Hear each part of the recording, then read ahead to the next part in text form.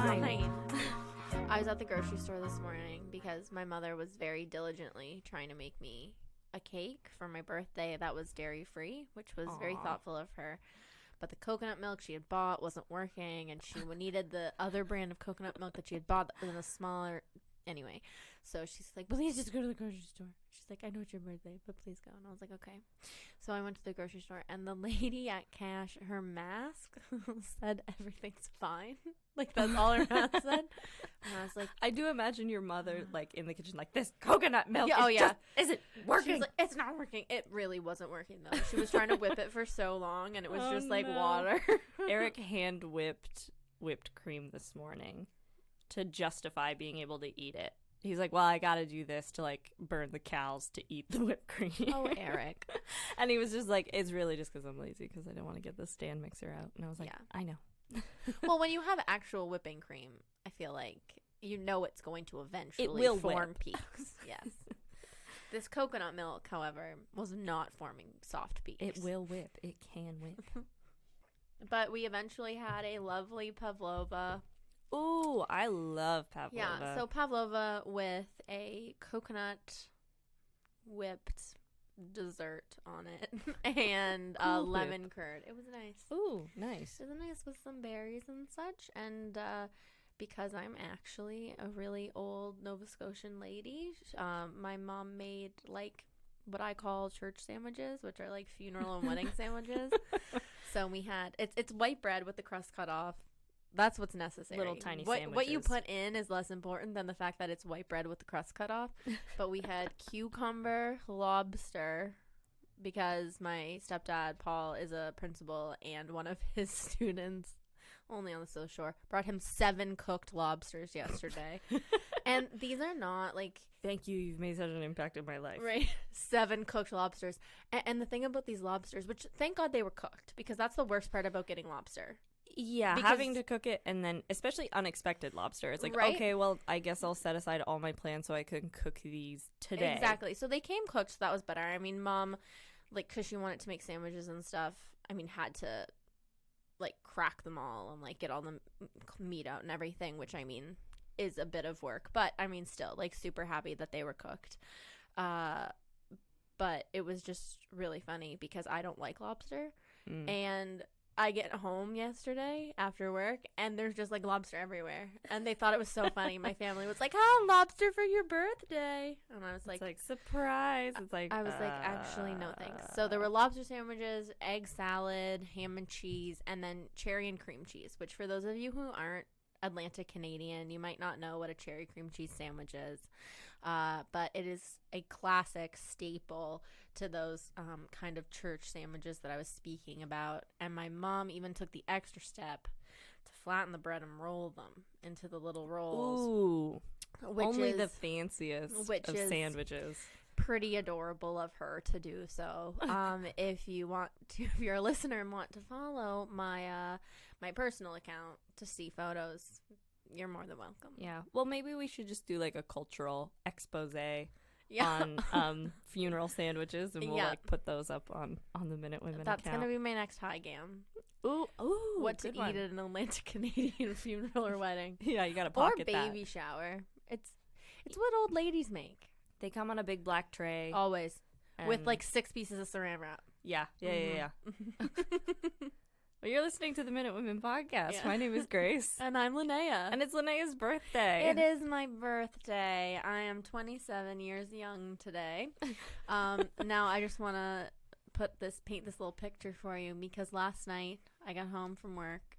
So I'm working in a full-time position. But I also, for those of you who listen to the podcast, know that I'm a bit of a bleeding heart. And when a local restaurant in town was like, all of our servers quit because of COVID, and I used to work there when I was younger. And it's a lovely restaurant and bar. It is. And they were like, can you come back like 2 or 3 shifts a week? And I was like, sure. So last night I worked my regular job until 4:30, and then I left there and got to the Grand Banker Bar and Grill for 5 o'clock. And I worked there until 11, and then I got home, and I fell asleep with with my TENS machine on, which is like electro pads for your back, which you get at physio. I fell asleep with my TENS machine on, propped up in my bed in my house coat, watching Criminal Minds with half a glass of wine next to me. That's how you rounded out this 26th That's how year. I rounded out my 26th year. And yeah, again, I really deserved those old lady church sandwiches today. I think that sounds like a great night. I mean, it was like, a great night. it's a lot of work. Yeah. Props to you for working 2 jobs. Whatever. 2 jobs just sometimes, like 2 days a week. Yeah, you got birthday wishes from Craig, who hosts Canadian History X, and the Mindful Rambler, who's here in Halifax. Very cool. And then Carlin Hennebury and Phil. Oh. For Halifax, Phil Halifax. So these aren't even people that I really know. Yeah, That's I think so we've only really nice. talked to Craig. So there you go. Oh, well, thank you, everyone. Feeling very special. Yeah, we're drinking Linnea's favorite wine. We are. I even shared it with Grace. That's how loving and giving I'm feeling today. Yes, she's really taken pity on me and my lack of taste, and she's given me this really good canned wine. Benjamin Burge Baguette.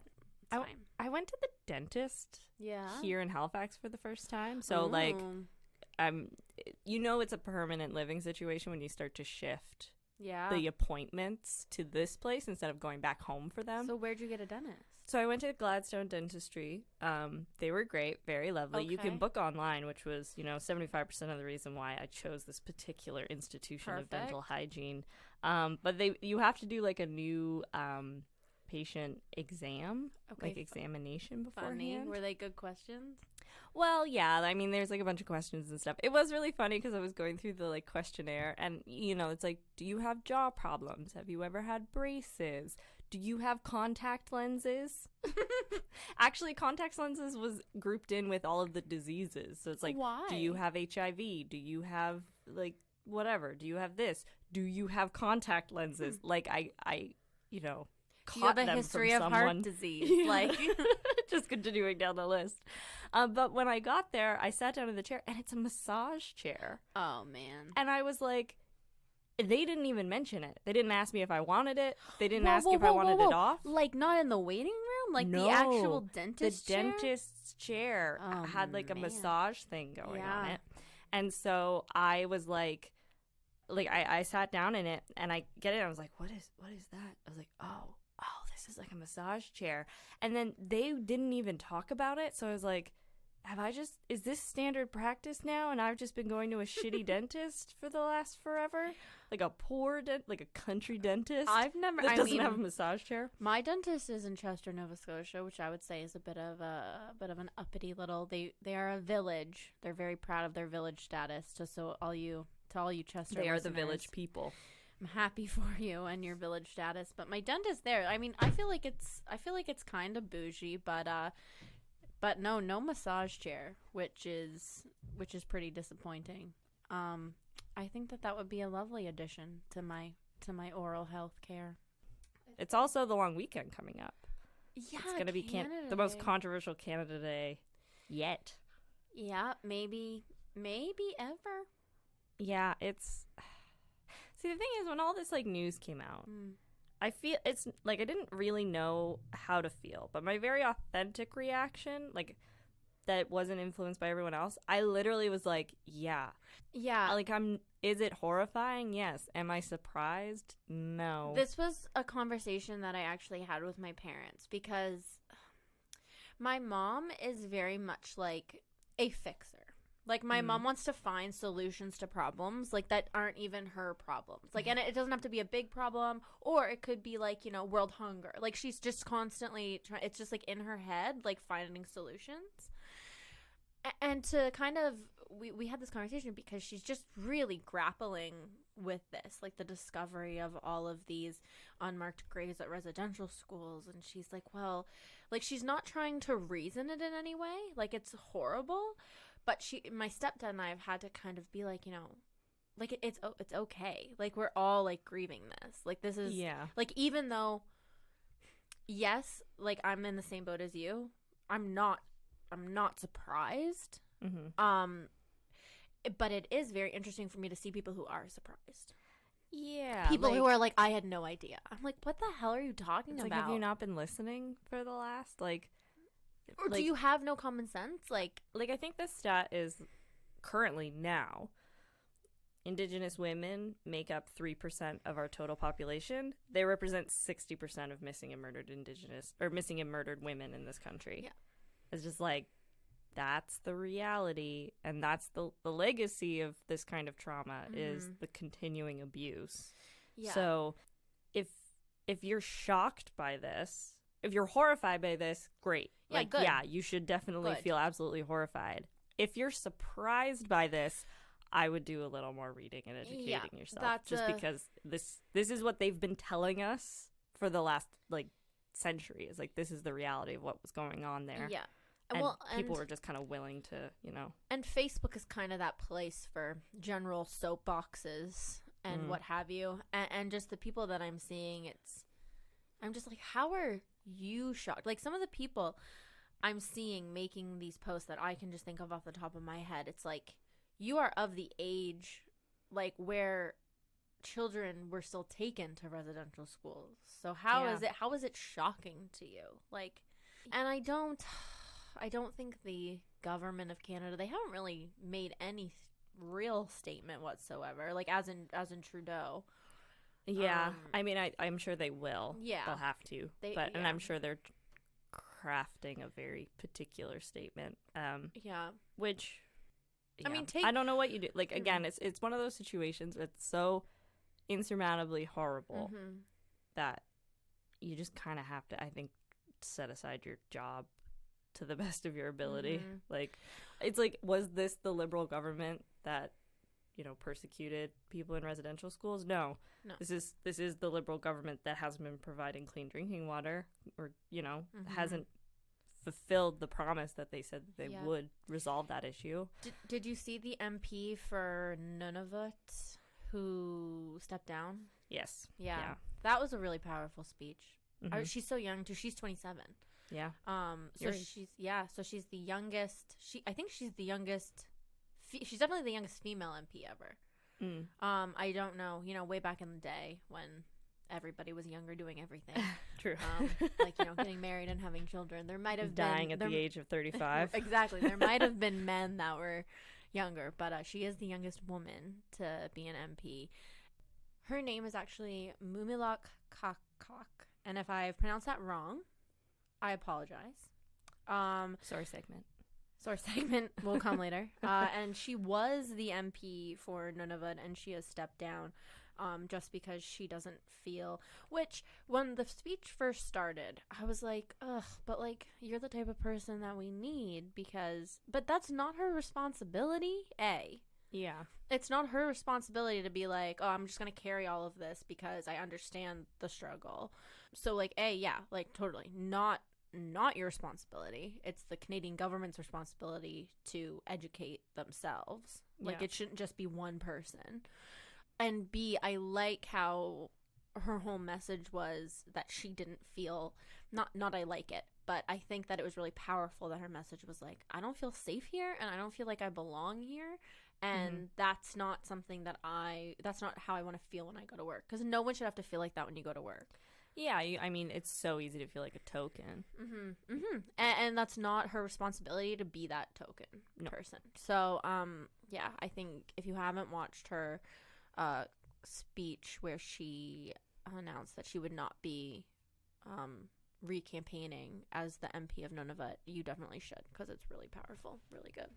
Yeah, and so with like Canada Day approaching, it's just kind of one of those things of like, I probably am I gonna take advantage of a civic holiday? Yeah. Am I gonna like sing the national anthem? Probably not. Definitely not for me, at least. And definitely looking back on like this podcast, it's a bit of a conundrum in the sense that this is a Canadian history podcast, and I think we've always tried to be very inclusive and at least acknowledge when we don't have a perspective. Like, we can't know everything, and it's like this is not like your prime resource for Canadian history. No, and nor should it be. Like we have no claims to be everything you need to know about Canadian history. This is just our opinions of heritage minutes made by Historica Canada, which definitely out of the entire catalog of Historica minutes to date are underrepresentative of BIPOC,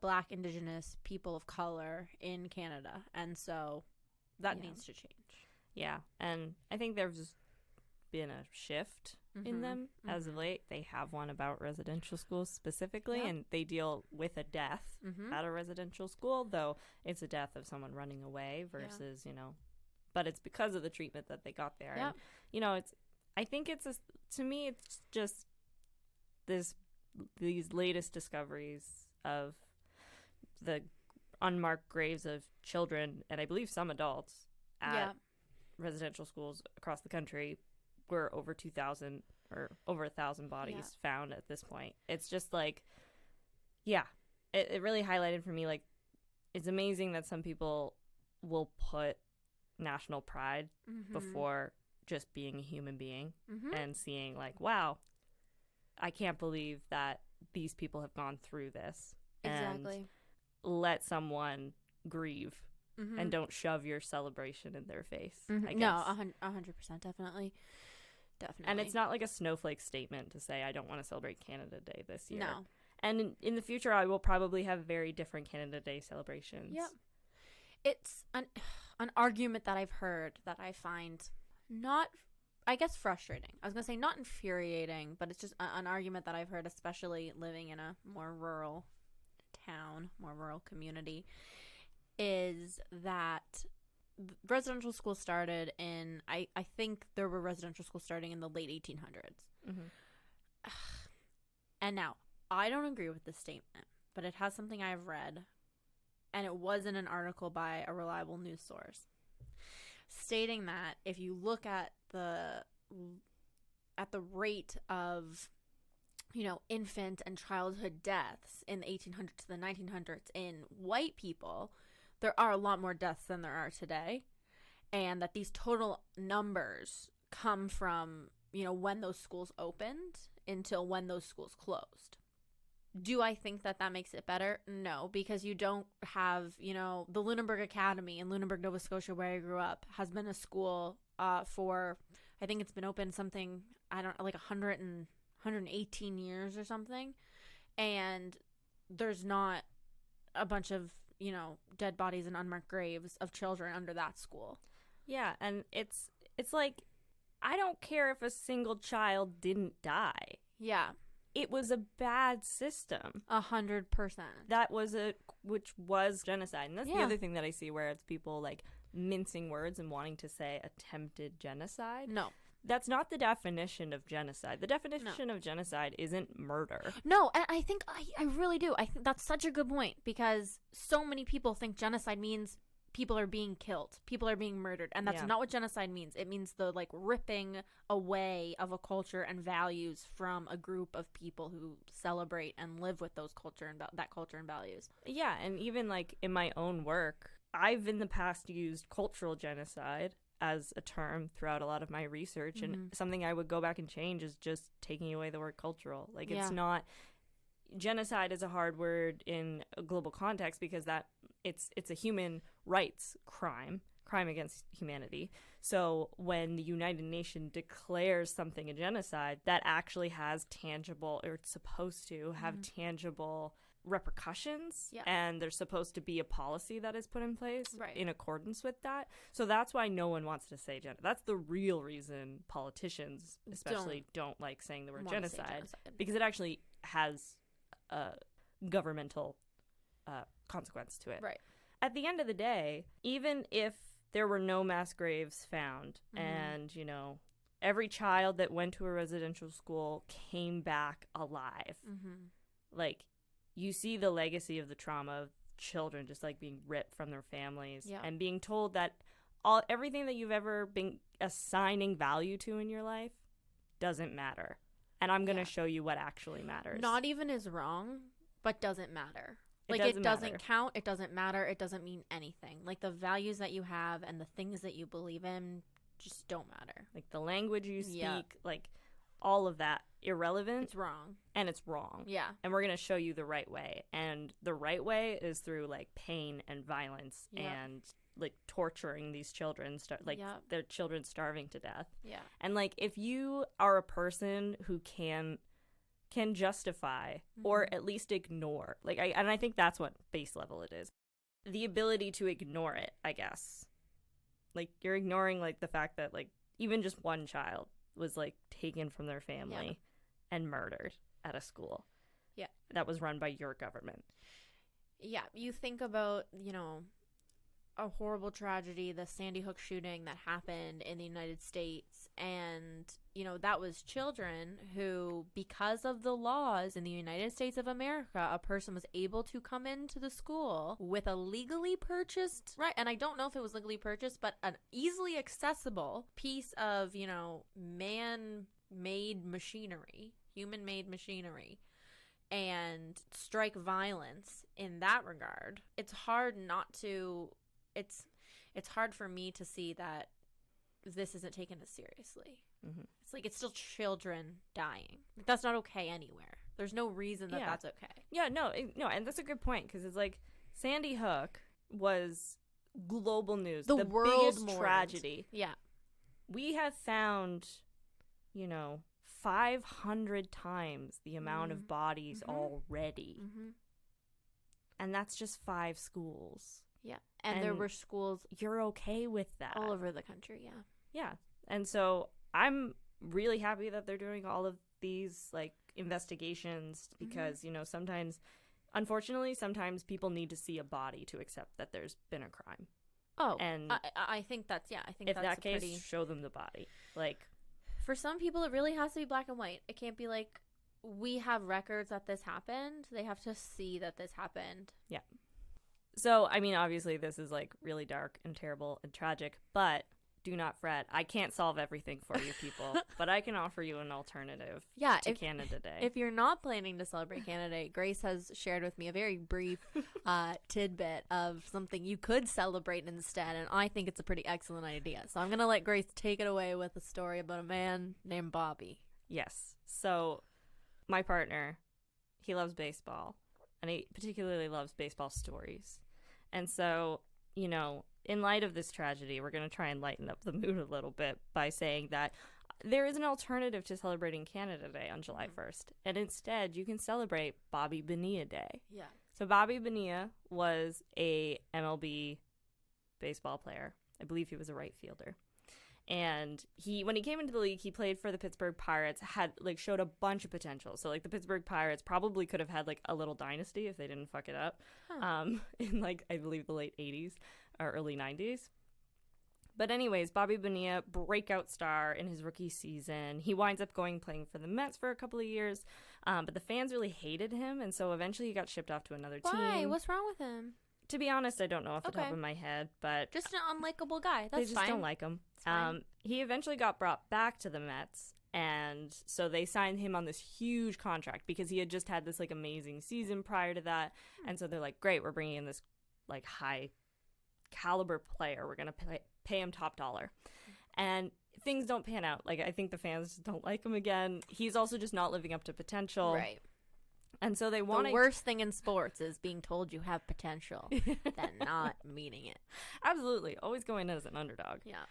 So Bobby's not doing very well with the Mets second time around. They want to ship him off. They want to get him out of town. But they would have to buy him out of this massive contract that he signed. And so they come up with this scheme that I don't think has ever happened again because it turns out terribly. Spoiler alert for the Mets. They say, like, okay, we're not going to buy out your contract, but what we will do is that starting in the year 2000 and for the subsequent 35 years, we will give you $1 million because I think they had to buy him out $35 million. So they're like, we'll just do a $35 million deal that's not a lump sum. Yes, we will do it. And, like, he's like, of course, that's, like, the best retirement deal. Also, right, give me 6% interest on that and you have a deal. And brilliant. Like, great. Brilliant. Because... for a professional baseball team, $1 million, that's really nothing in the run of a season. Like, to be like, we have to, set aside, like, $1 million for Bobby, like, fine. Yeah, and they have no salary cap. So it doesn't matter to them. So they're like, great, we signed this deal. the reason that they don't want to buy him out is partially because they wanted to get other players to replace him. Sure. But also, they wanted to invest all of this money in Bernie Madoff's Ponzi scheme. Of course.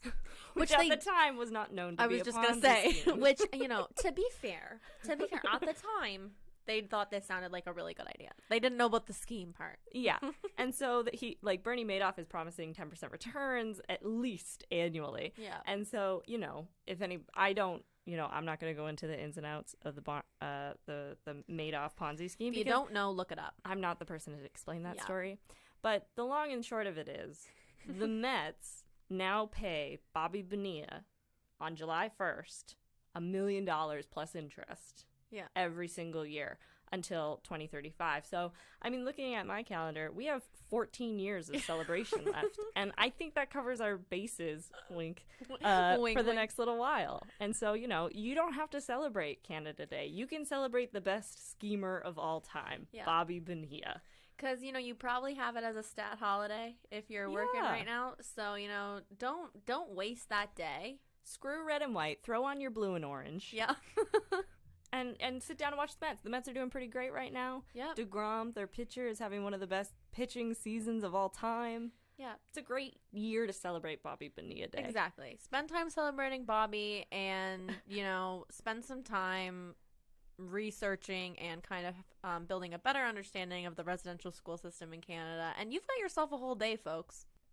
So if you're not checking out our website regularly, please do so. It's got all of our episodes, our links to social media, and it has some really great info about Grace and I. Also, beautiful pictures and all of the sources that Grace uses for each episode. So check that out. It's www.minutewomenpodcast.ca. And make sure you're subscribed to the podcast on whatever platform you listen to us on. Rate and review the podcast. We release new episodes every Wednesday. But until next time, happy Bobby Bonilla Day and happy birthday to Linnea. Thanks. Bye. Bye.